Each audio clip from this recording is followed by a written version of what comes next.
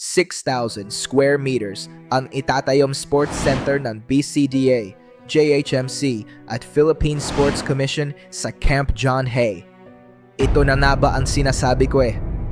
Nung unang beses ko tong binanggit sa isa kong video, plano pa lang yan eh.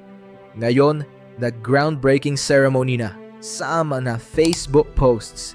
Ang gaganda na malangiti sa picture nila BCDA President Joshua Bingkang, JHMC President Manjit Singh Rayandi, pati na rin ng mga taga Philippine Sports Commission headed by Chair Pato Gregorio.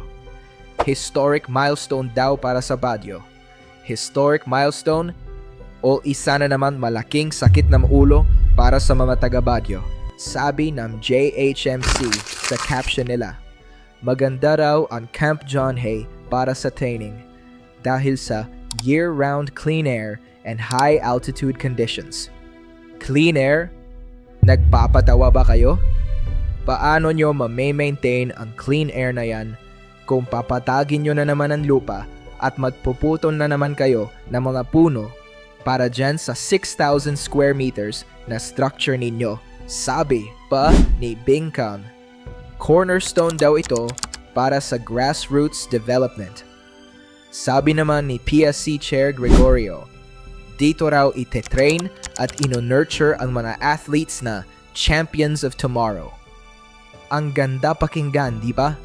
Grassroots development. BCDA, nakalimutan nyo na ba? Paano nyo tutulungan ang grassroots kung yung mismong mga lokal ng Baguio, pinalayas nyo mga dyan, di ba? At ang kapal naman ata ng mukha nyo na magtayo ng facilities dyan habang yung 19 conditionalities ng Baguio, wala kayong pakialam at hindi nyo pa rin tinutupad. Nananadya na lang ata kayo eh.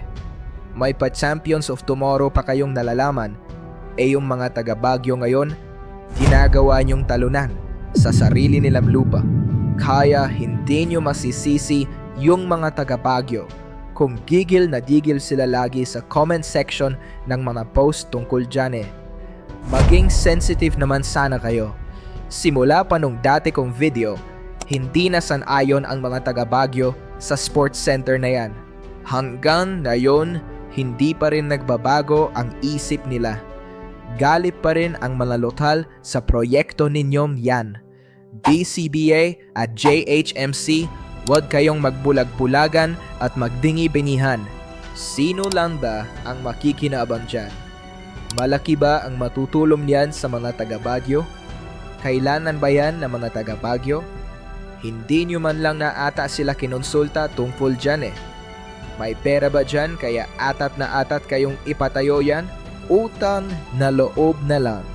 BCDA at JHMC, tuparin nyo muna ang 19 conditionalities. Ibalik nyo ang John Hay sa Baguio.